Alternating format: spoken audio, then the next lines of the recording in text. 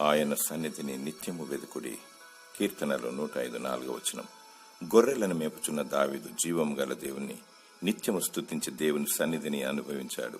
ఎలుగుబంటిని క్రూర జంతువును హతమార్చాడు.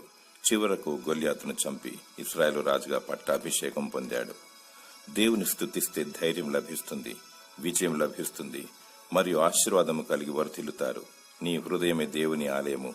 దేవుణ్ణి ఆత్మతో సత్యముతో ఆరాధించాలి మరియు దేవుని మందిరంలో చేరి అందరితో కలిసి ఆయనను ఆరాధించాలి.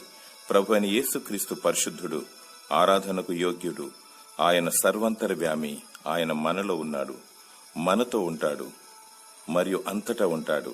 కృపాసత్య సంపూర్ణుడు, సజీవుడు. మనసు నిండా వాక్యాన్ని నింపుకోవాలి. నీ హృదయమందు ప్రభువైన యేసుక్రీస్తును నిలుపుకోవాలి. దేవుని సన్నిధి నీకు తోడుగా వచ్చును. దేవుడు నీపై తన సన్నిధి కాంతిని ప్రసరింపచేసి నిన్ను వర్ధిల్ల చేయునుగాక. ఆమేన్.